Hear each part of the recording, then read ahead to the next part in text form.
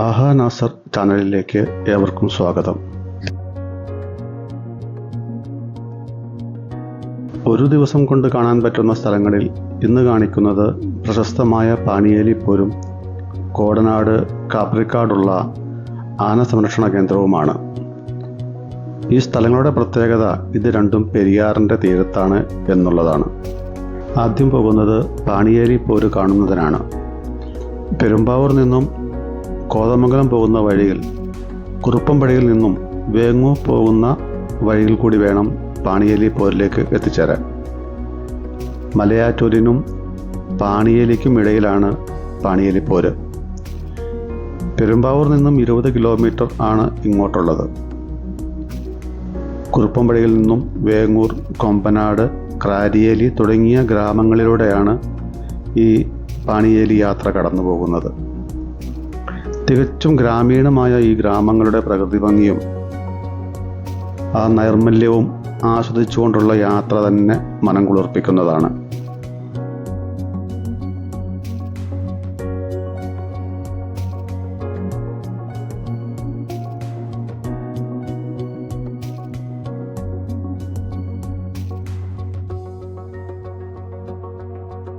പാണിയേലിയിൽ എത്തിയാൽ വനം വകുപ്പിൻ്റെ കീഴിലായി വരുന്ന ഈ പ്രദേശത്തേക്ക് പ്രവേശിക്കുന്നതിന് ഒരാൾക്ക് 50 രൂപ പ്രവേശന ഫീസുണ്ട്. പിന്നീട് ഏകദേശം 1.5 കിലോമീറ്റർ ട്രെക്കിംഗ് നടത്തി വേണം പോരിലേക്ക് എത്തുവാൻ. പോകുന്ന വഴിയും കാഴ്ചകൾ നിറഞ്ഞതാണ്. ധാരാളം ആളുകൾ ഇവിടം സന്ദർശിക്കാൻ വരുന്നുണ്ട്.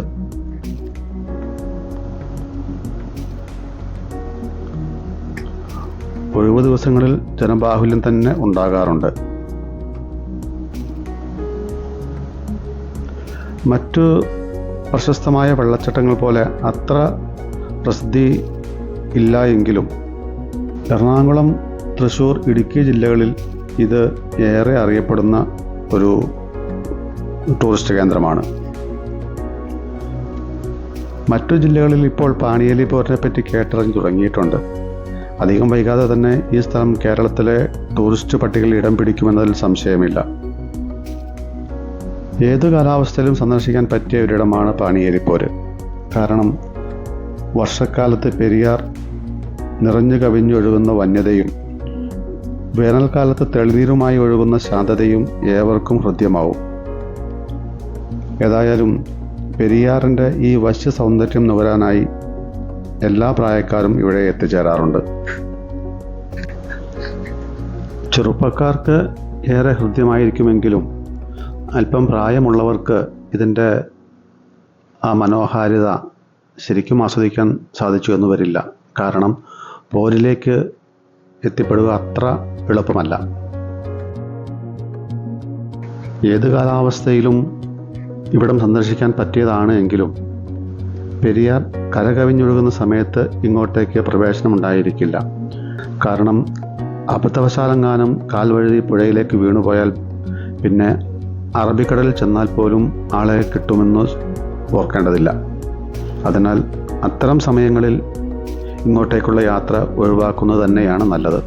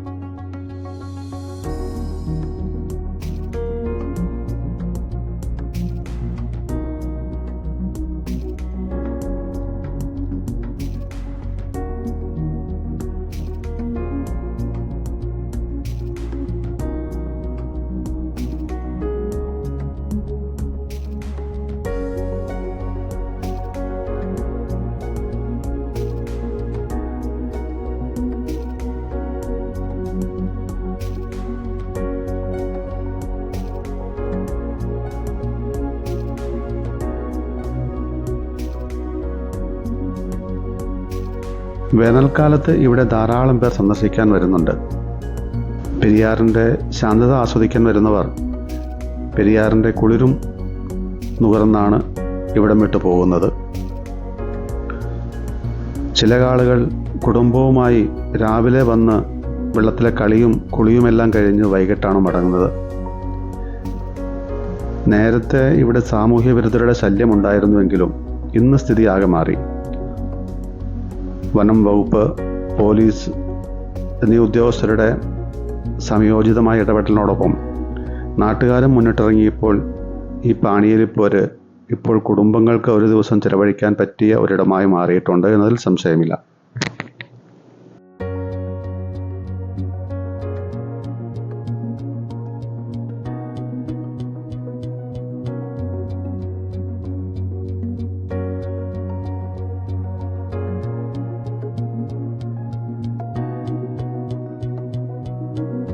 ഈ പോര് എന്ന പേര് വന്നതിൽ ഒരു പോരാട്ടത്തിൻ്റെ കഥയുണ്ട്. പണ്ട് തടികളും മറ്റും കടത്തിക്കൊണ്ടിരുന്നത് ചെങ്ങാടത്തിലായിരുന്നു. പെരിയാറ്റിൽ കൂടി തടികളും മറ്റും ചെങ്ങാടത്തിൽ കൊണ്ടുപോയിരുന്ന ചങ്ങാടക്കാർ ഇട്ടതാണ് ഈ പേര്. അവരുടെ പോരിൻ്റെ പോരാട്ടത്തിൻ്റെ പേരാണ് ഈ പോര്. കാരണം ഈ കുത്തിയൊലിക്കുന്ന പെരിയാറ്റിൽ കൂടി വലിയ പോരടിച്ചാണ് ഇതുവഴി ചങ്ങാടം കൊണ്ടുപോയിരുന്നത്. അങ്ങനെ ചങ്ങാടം നിയന്ത്രിക്കാനുള്ള അവരുടെ പോരിൽ നിന്നാണ് ഈ പോര് ഉണ്ടായത്.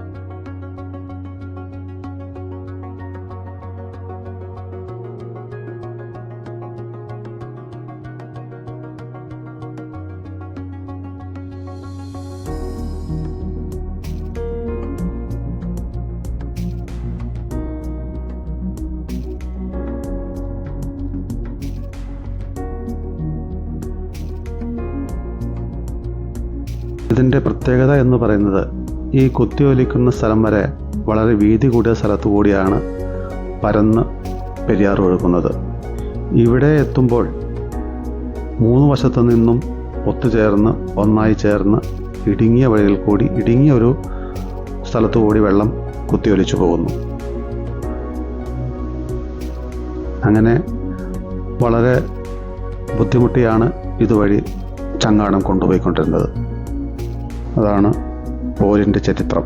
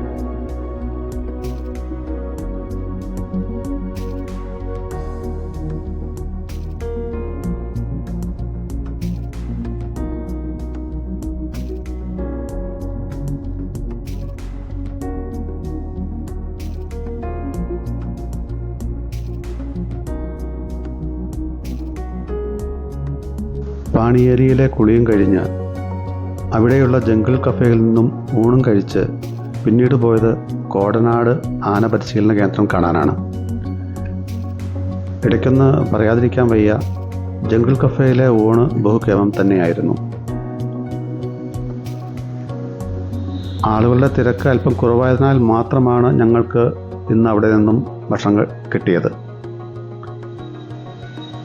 അല്ലാത്ത സമയത്ത്, നല്ല തിരക്കുള്ള സമയത്ത് ഇവിടെ നിന്നും ഭക്ഷണം കിട്ടാൻ ബുദ്ധിമുട്ടാണെന്നാണ് പറയുന്നത്. ഈ കഫേ അല്ലാതെ 2-3 ചെറിയ റെസ്റ്റോറൻറ്റുകൾ വേറെയുമുണ്ട്. എല്ലായിടത്തും ഊണ് കിട്ടുമോ എന്നറിയില്ല. എന്തായാലും പഴംപൊരി, പരിപ്പുവട, സുഖിയൻ തുടങ്ങിയ സ്നാക്സ് അവിടെയെല്ലാം കിട്ടും. തൽക്കാല ശാന്തിക്ക് അത് മതിയാകുമല്ലോ. റാണിയേലിൽ നിന്നും ഏതാണ്ട് 13 കിലോമീറ്റർ ദൂരമുണ്ട് കോടനാടിന്. ഈ കോടനാട് തമിഴ്നാട് മുൻ മുഖ്യമന്ത്രിയുടെ വിശ്രമസ്ഥലമുള്ള തമിഴ്നാട് കോടനാട് അല്ല കേട്ടോ. പണ്ടെങ്ങാനും ഇവിടെ കോട ഉണ്ടായിരുന്നായിരിക്കാം. അതുകൊണ്ടായിരിക്കാം ഈ സ്ഥലത്തിന് കോടനാട് എന്ന പേര് വന്നത്. ഈ കോടനാട് പക്ഷേ കേരളത്തിൽ നേരത്തെ അറിയപ്പെടുന്ന സ്ഥലമായിരുന്നു. കാട്ടിൽ നിന്നും ആനയെ പിടിച്ച് കോടനാട് കൊണ്ടുവന്ന് ആനക്കൂട്ടിലിട്ടായിരുന്നു ചട്ടം പഠിപ്പിച്ചുകൊണ്ടിരുന്നത്. ഇതുപോലെ മറ്റൊരു ആന പരിശീലന കേന്ദ്രമുള്ളത് കോന്നിയിലായിരുന്നു. ആനപിടുത്തം നിരോധിച്ചതോടെ ആന പരിശീലന കേന്ദ്രവും അടച്ചുപൂട്ടി. പിന്നീട് കോടനാട് പ്രവർത്തിച്ചിരുന്ന മിനി സൂ തൊട്ടടുത്ത് തന്നെയുള്ള കാപ്രിക്കാട് എന്ന സ്ഥലത്തേക്ക് മാറ്റി അഭയാരണ്യം എന്ന പേരിൽ ഇപ്പോൾ പ്രവർത്തിച്ചു വരുന്നു. പെരുമ്പാവൂരിൽ നിന്ന് വരുമ്പോൾ 18 കിലോമീറ്റർ ആണ് ഇങ്ങോട്ടേക്കുള്ളത്. പെരുമ്പാവൂരിൽ നിന്നും ധാരാളം ബസ്സുകൾ കോടനാടിന് പോകുന്നുണ്ട്.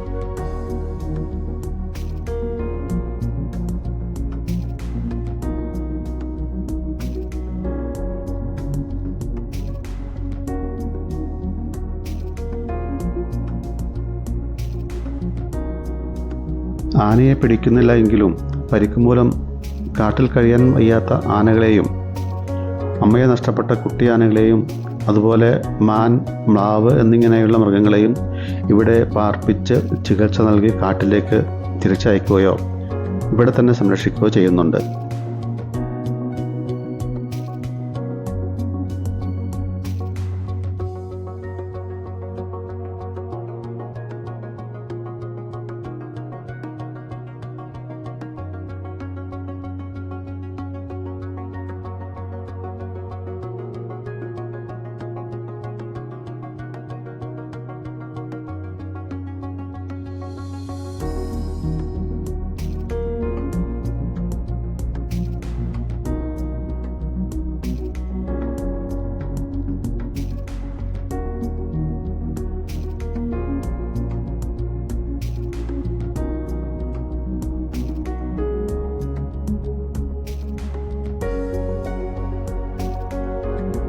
ഇവിടെയുള്ള ആന ക്യാമ്പിൽ ഇപ്പോൾ ചെറുതും വലുതുമായ 7 ആനകളാണുള്ളത്. ഇതിൽ 18 വയസ്സുള്ള പാർവതി മുതൽ 50 വയസ്സുള്ള ഹരിപ്രസാദ് വരെയുണ്ട്.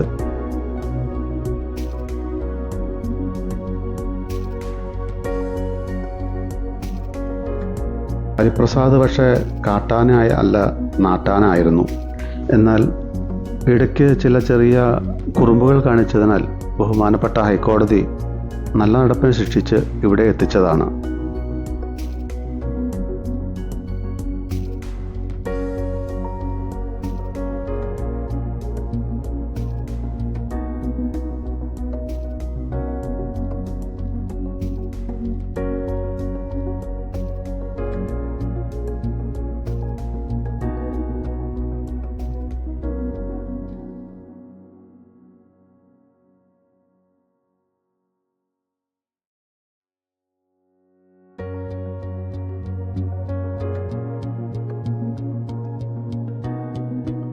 എന്നാൽ കൂട്ടത്തിൽ ഏറ്റവും കുറുമ്പൻ ചന്ദ്രു എന്ന 46 വയസ്സുകാരനാണ്. അതിനാൽ തന്നെ ഇവനെ പ്രത്യേകമായിട്ടാണ് പാർപ്പിക്കുന്നത്. ഇവൻ തന്നെയാണ് കൂട്ടത്തിൽ വമ്പനും. നല്ല തലയെടുപ്പും ലക്ഷണമൊത്ത കൊമ്പുമുള്ള ഇവൻ്റെ മുഴുവൻ പേര് പീലാണ്ടി ചന്ദ്രു എന്നാണ്.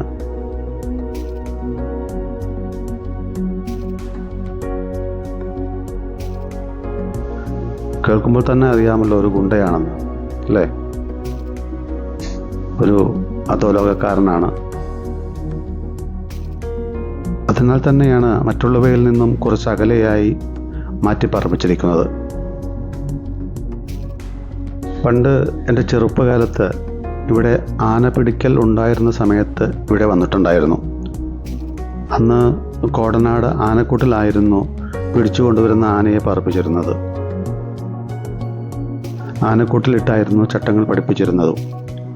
ശരിക്കും 3-ാം റ പ്രയോഗിച്ചാണ് ഇവയെ പരിശീലിപ്പിക്കുന്നത്. അന്ന് ഇവയുടെയൊക്കെ ദീനരോധനം കേൾക്കുമ്പോൾ പ്രയാസം തോന്നിയിരുന്നു.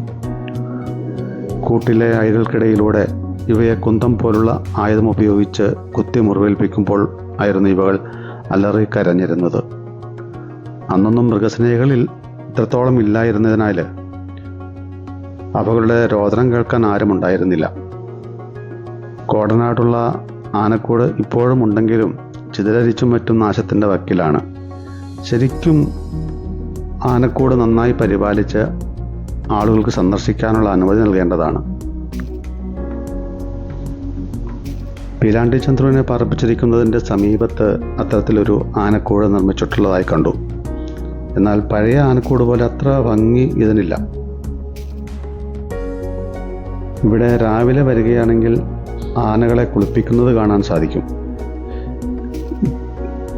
തിരുവനന്തപുരത്ത് കാപ്പുകാട് എന്ന സ്ഥലത്ത് ഇത്തരത്തിലൊരു ആന പരിശീലന കേന്ദ്രമുണ്ട്.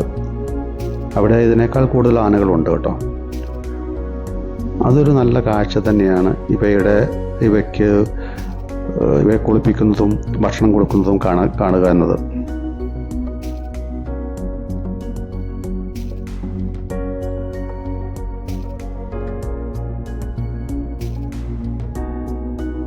തിരുവനന്തപുരത്ത് കാപ്പുകാടും ഇവിടെ കാപ്രിക്കാടും, പേരിൽ ചെറിയൊരു സാമ്യം.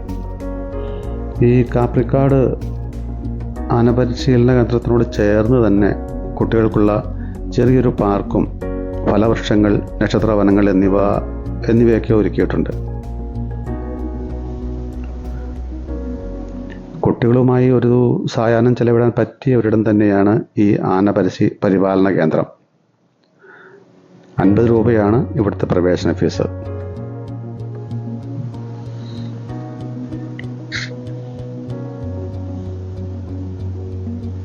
ഇതോടെ ഇന്നത്തെ ഒരു ദിവസത്തെ ട്രിപ്പ് ഇവിടെ അവസാനിക്കുന്നു.